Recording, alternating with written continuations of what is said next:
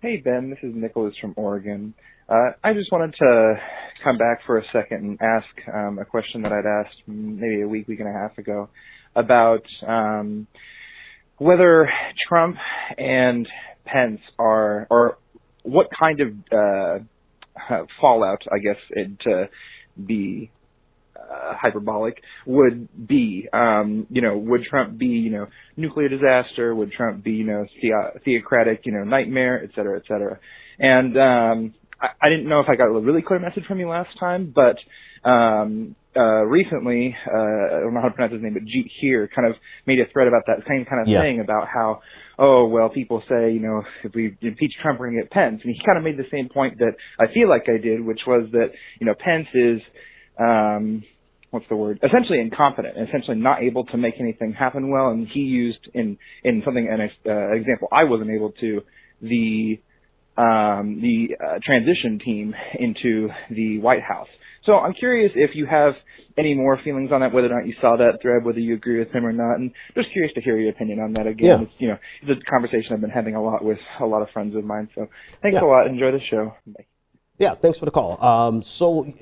I remember the question. And I do remember that thread from Jeet here or here Jeet. I forgot how which it is, or Heat Jeet, whatever. So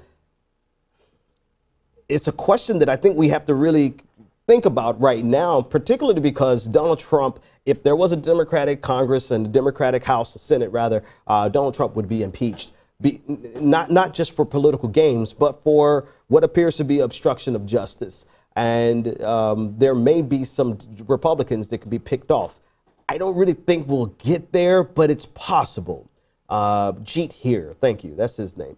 And in this thread from Jeet here, he discussed why we should go ahead and under any circumstance possible, just get rid of Donald Trump, because Donald Trump poses a nuclear threat. Like, the threat level of Donald Trump is a possible nuclear holocaust. With Mike Pence, the threat level is a slew of legislation that would be, essentially set us back to the Gilded Age and the Dark Ages with regards to social issues. Gilded Age economically, of course. And I push back against that very significantly because for the longest time, I did not believe that Donald Trump represents any more of a significant threat in terms of a nuclear holocaust than any other president.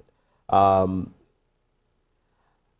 that's because the reason I felt that way is because you're being extremely hyperbolic. There's a big step between there's a big step between someone being a bumbling idiot and someone being a bumbling idiot who's willing to end the world, right? But there is the shifting tide of Donald Trump's idiocy that is not suggesting to me, or rather it is suggesting to me, that he could really destroy the world, not out of the arrogance of his hubris, but out of not understanding how this thing works well enough to help maintain the post-war order. And what I mean by that is particularly when he announced to Duterte of the Philippines that where our two subs were, two nuclear subs near China. When he announced that to Duterte, to me, that's a destabilizing force that could set things into motion that will steampile into something that's uncontrollable, because knowing the location of two of our nuclear subs does give a strategic advantage to China. Now, whether or not China is going to actually seize upon it, well, there's a huge step between China getting this information and seizing the moment to take advantage of it. I get there's a lifetime of difference between those two steps, but the mere fact that Donald Trump's idiocy provided the opportunity raises the threat level from 0 to me to 0.5 out of 10, right? So it does increase the threat level. It's something that we have to consider. He's an idiot, and can he be reined in enough to secure the post-war order? And you'll see that's going to be a recurring refrain on the show, because a lot of things that Donald Trump is doing undermines the post-war order. And I'm all for criticizing, critiquing, analyzing, and seeing how we can make the American hegemony in the post-war order better. But unless you have a solution as to what should come to replace it, I don't think any of us should be happy about Donald Trump undermining the post-war, and when I say post-war, World War II, obviously, order. Now, the odds, if we, because I like to play poker. The odds are definitely in favor of Mike Pence doing more damage than Donald Trump, because, like I said, there's so many steps between zero and nuclear war on the equation of Donald Trump. But the pot is a lot, the bet is a lot higher. That's the problem with Donald Trump, right? But with Mike Pence, it's going to be consistently just issue after issue, legislation after legislation, turnaround over and over again, where he's going to be consistently destroying everything that progressives have worked on for the last 60, 70 years. We could see it all undermined just in 100 days of Mike Pence.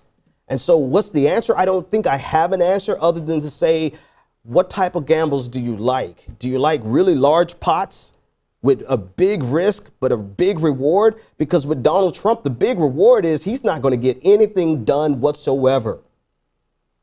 The risk is he might be dumb enough to lead us into a nuclear war.